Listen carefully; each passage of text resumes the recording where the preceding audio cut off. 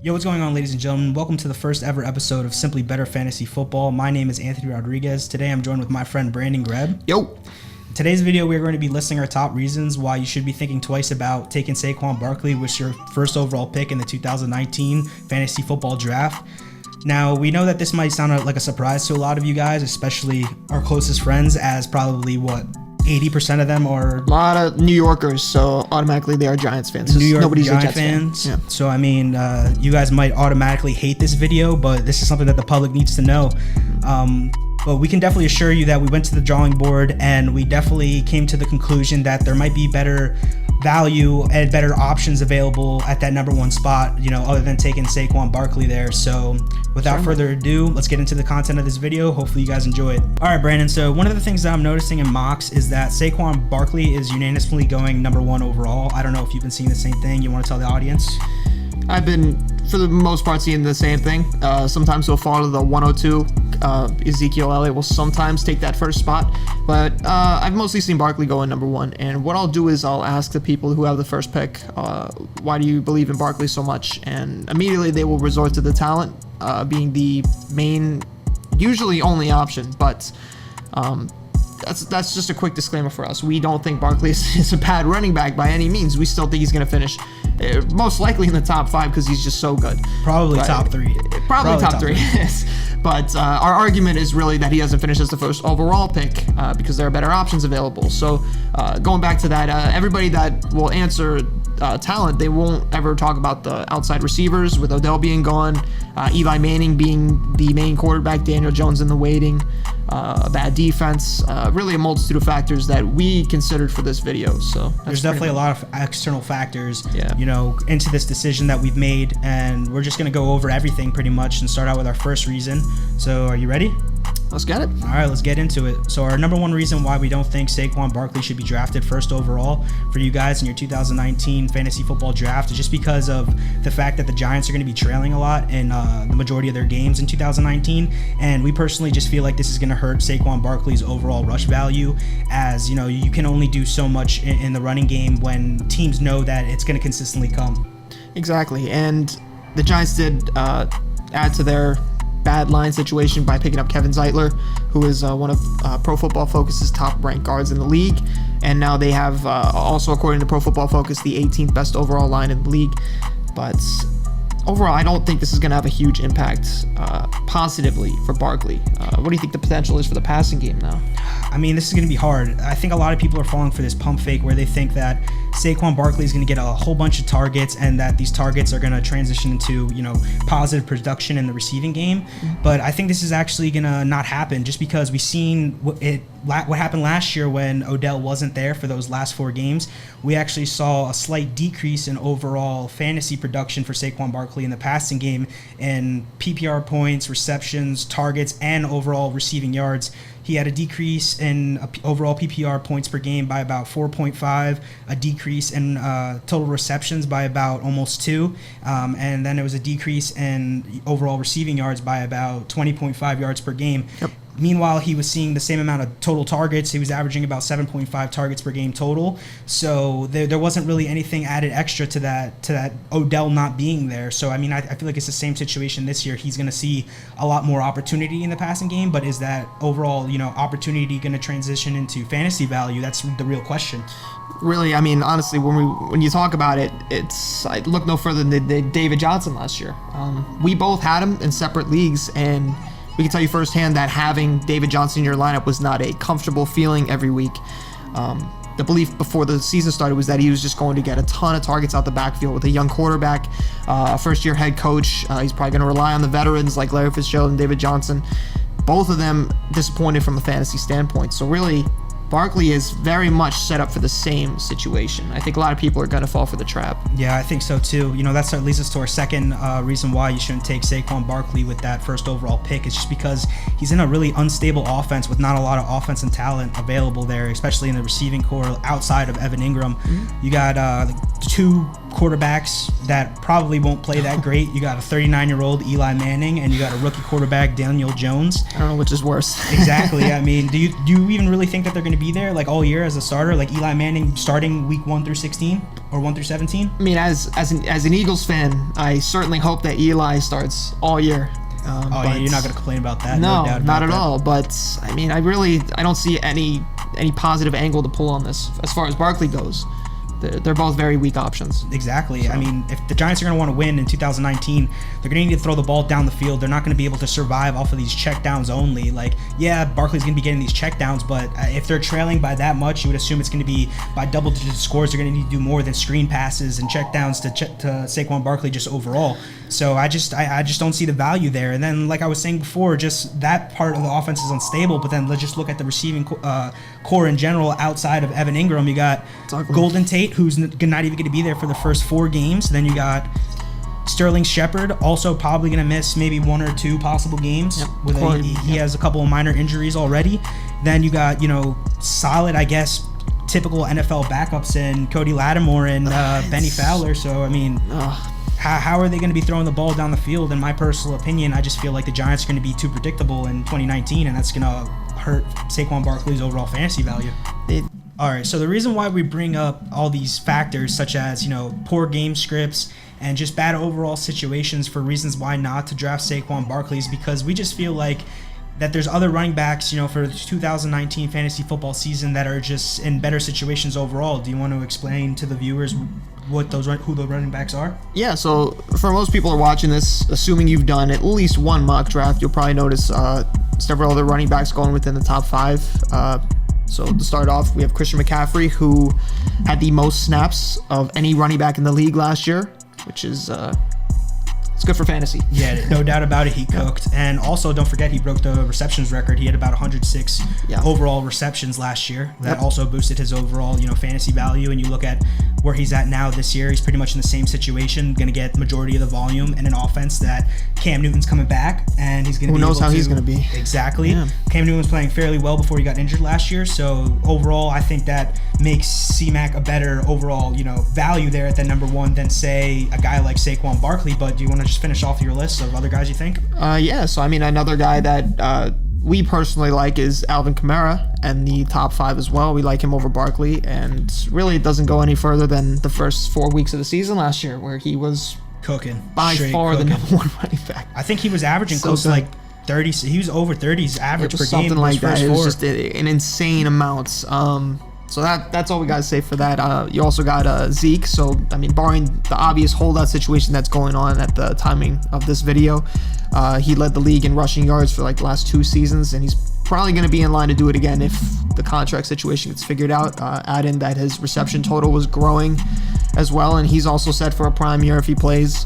You got Nick Chubb as well, who some people probably won't think, oh, he's not going top 5. So not that we're recommending draft him in the top 5, but his potential is certainly top 5. Pro Football Focus. He could definitely finish top 5 if the stars align right for him. Exactly. I definitely agree with that statement. Yeah. You want to read some other running backs? Now, these bottom last 3 running backs that we're talking about, we don't think that they're going to finish in front of Saquon Barkley. Definitely, I would say Christian McCaffrey, Kamara, and Zeke have the better overall chances of finishing in front of Saquon Barkley. So, I mean, where do you have Barkley right now in your overall rankings? I have him at 4. I have 104. I have him at 4 too. Yeah. So we just think that if C-Mac's healthy, he's playing, Kamara's healthy, he's playing, Zeke comes back from this holdout, then all these guys are just definitely going to finish in front of Barkley. And then basically the notable mentions you have are Nick Chubb, David Johnson, and Dalvin Cook. Cook? Really, the last 3 guys are in offenses that are, with the exception of David Johnson. But Dalvin Cook really is in a top-tier offense with elite wide receivers on the outside. Really what was holding them back last year was the pretty poor offensive line play, which they did somewhat address in the draft. And Kirk Cousins really didn't have a terrible season last year, but for the money he's making, you think he would have to improve on those numbers from last season. But without a doubt. I mean, it was a little rough, but you look at also that, you talk about that offensive line there for the Vikings. That could be, a blessing and a curse for Dalvin Cook, because I know last year Kirk Cousins was forced to throw a lot of short throws because of pressure coming inside of the pocket. So that obviously boosts a guy like Dalvin Cook's overall fantasy value. But I mean, this video we're not really talking about Dalvin Cook, so let's get back on to Saquon Barkley. Reasons why we don't think you should be taking him first overall. So another reason why we think that you shouldn't be taking Saquon Barkley first overall is because of, this Odell void will pretty much lead to more stacked fronts. And, Greg, do you just want to elaborate on that? Well, let's start off. Barkley had already faced 8-man fronts 23% of the time last year, which was a good amount of the time. But going off of the schedule for this year, if we were to base it off of the new improved offensive line with Zeitler and Will Hernandez taking another step, it'd probably be safe to assume that there would be an uptick in receptions and rushing yards. But looking at their schedule for the upcoming season, it's pretty rough. To start off, we have Dallas, who ranked 5th in lowest rushing yards per game, who you got week 1 and 9. Buffalo ranked 2nd in lowest yards per game, and they played them in week 2. Minnesota ranked 3rd in yards allowed and lowest yards allowed, and they played them in week 5. Patriots in week 6 always shut out the best player. We see that every single year, and we always want to ignore that, but I think that goes slept on a lot of the times. People don't realize how good Bill Belichick is at game planning and shutting people down. Yes. And he does it time in and time out. So every single year. You got the Jets in week 10, who added Quinnen Williams on the interior front, CJ Mosley in the linebacking core. That's a nice young and up-and-coming defense. And then you got Chicago, who allowed the lowest amount of rushing yards per game last year in week 11. That's going to be pretty rough. Then you got Philadelphia, who will be coming to town in week 14, ranked 7th in the lowest yards per game. And although they lost Chris Long, they'll be gaining Derek Barnett back. Also signed Malik Jackson and Vinny Curry added to the line as well. Didn't Saquon Barkley cook you guys, though, last year? Yes, but when you're ranked 30th in yards allowed, somebody's going to break free. The defense also was a little banged up last year. Like you said, that they obviously added some more talent in this offseason.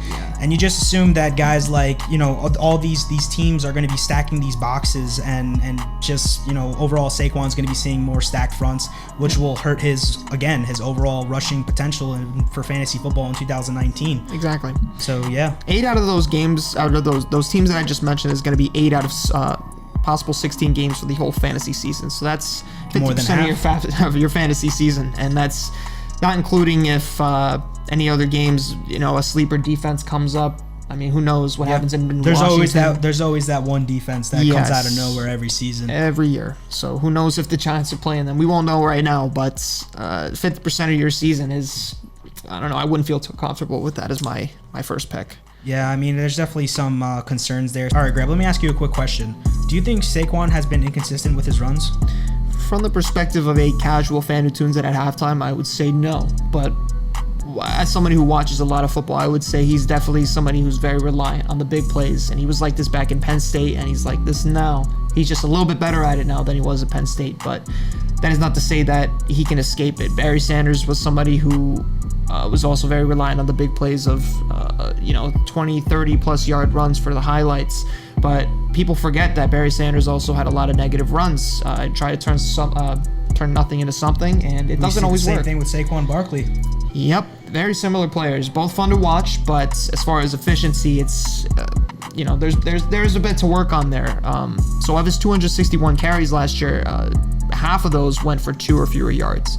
And I think that's a very big stat that most people would overlook without diving into the numbers. Exactly. Again, this comes back to this whole pump fake thing. I think people get hung up on those big runs and they don't realize that, those runs don't come as often as people would think, that they're sporadic. But when they do happen, it's kind of like a boom or bust situation. It's kind of like a Tyreek Hill thing. It's either, they're going to go off and break these, big plays, or they're just not, and you're just going to have to deal with it. And overall, we just think that's another risk with Saquon Barkley, and why we don't think that he should be the first overall pick in your drafts. Quick draft tip.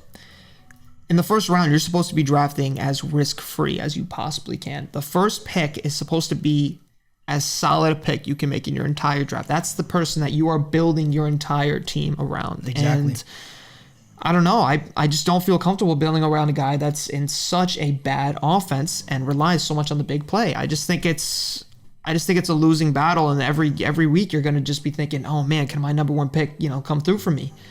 I just think it's too much risk. Exactly, and you want that stability. Like your first overall pick, you're supposed to go into every week being like, okay, I know this guy's going to give me 20 points per week. Exactly. But now is that going to happen with Saquon next year? With, like we said, these increased stacked fronts, these possible bad situations that he's going to be in? It's kind of like a gamble. It's not a sure thing as that you would get with a guy like C-Mac, a guy like Zeke, a guy like Kamara, guys that are going to consistently put up because the pieces around him are right. Exactly. Barring injury, I mean, I don't know. It's really rough to see Barkley finishing ahead of those other three guys. I really don't see it. No doubt he's top 4 potential. I mean, the talent's there. It's just not an ideal situation overall for him. No, not at all. So if we look back within the last 7 years, we can see all the running backs that have finished number 1 were in top 5 offenses. Starting with 2012, we have Adrian Peterson, finished as the number 1, who also broke Eric Dickerson's single season record. Yep, he broke the record for rushing yards. Yeah. That was a year that AP ate. And then when you look at this, just the situation that AP was in that year, he was in a top 5 rushing offense, like you said. And he was also on a team that made the playoffs. They went 11-5. Unfortunately, they lost a wild card that year, but still they were competing for a title. Yep. Next up, we have in 2013, Jamal Charles finished as the number 1 running back. Pretty good. Again, another guy that was in a good situation. This was a team that was coached by Andy Reid, led by Alex Smith. They made the playoffs. They went 11-5, and they competed for a Super Bowl that year. Yep. And then 2014, before his ultimate downfall, we have DeMarco Murray finished as the number 1 running back. Exactly. I think you guys are going to start noticing a trend here. Again, DeMarco Murray finished as the number 1 overall running back in fantasy football in 2014. He was on a team that ranked top 5 in rushing yards. He was on a team that was very good at running the ball. He was on a team that made the playoffs. They went 12-4, and they were competing for a Super Bowl that year. 2015, we have Devonta Freeman as number 1. Now, Devonta Freeman's a special case. There's actually 2 people on this list with special cases, and Devonta Freeman's definitely one of them. He's a special case because he was on a team that year that didn't make the playoffs. However, this was a team that was 1 year removed from a Super Bowl run, so the pieces were there, and the potential was there for him to go off. It just didn't turn out into a playoff run for them. And regardless, also, when you look at his situation, he was on a team that was coached by Kyle Shanahan. Kyle Shanahan was Jones. Exactly. Kyle Shanahan was the offensive coordinator over there that year, so that obviously boosted his overall fantasy value. Yeah, big time. 2016, we have David Johnson. Yeah, DJ, another guy. This is an exception guy. He was on a team that didn't make the playoffs that year. However, he was on a team that was 1 year removed from a 13-3 season, and again on a team that was very well coached. They had Bruce Arians as their head coach. Pretty solid. And then in 2017 and 2018, we have a repeat of Todd Gurley. Yeah, well, Todd Gurley was just in the best situation, I think, out of all these guys. When you look at Todd Gurley's situation, again, a team that was competing for, Super Bowls. They won the division both of those years. It was a team that ranked at least top 10 in rushing both of those years, and it was a team that's really well coached. You look at Sean McVay, is one of the best offensive-minded coaches in the league. Yeah. So, I mean, really going over this list, every team either had a fantastic head coach and coaching staff, or they had a quarterback that was able to manage the game really well. I mean, and I really don't see the Giants having either of those. Exactly. Or they had a balanced offense. When you look at the Giants this year, are they going to have a balanced offense? Probably not. It's going to definitely be lopsided, like we mentioned earlier in the video. They're just going to be too predictable in 2019, which is going to hurt Saquon Barkley's overall fantasy value. Exactly. Volume does not equal points. I think that's very important. It does not always equal production. That is correct. Yes. All right, so another reason why you shouldn't take Saquon Barkley with their first overall pick in the 2019 fantasy football draft is just because there's a possibility of a mid to late season shutdown. When you look at this situation that Saquon's in, they're pretty much going to run him into the ground literally. Yeah. This is going to increase his injury likelihood and therefore really hurt you if he gets injured, especially late in the season, because you look at the Vegas odds for the Giants next year, they're not projected to win more than 5.5 games. 5.5, which is bottom 4 in the entire NFL. Exactly. So you figure if Saquon gets injured later in the season, they're not going to risk anything, leaking over to the next season. Exactly. So they might just shut him down completely, which can screw you over in the fantasy football playoffs. So that's just another thing that you got to keep in mind when you're drafting Saquon Barkley first overall in 2019. All right, ladies and gentlemen, that is it for our video today. Hope you enjoy everything that you heard. Please tell your friends and family if you got any semblance of information out of this that you will use for your draft. Or you can share this with your, that one Giant fan in your fan group that might hate your guts or hate our guts for releasing this video. Or if you want to keep it a secret, that works too. At the end of the day, we want you to take exactly what you want from this video. We are not trying to say that Saquon is a bad running back or that he can't finish number 1.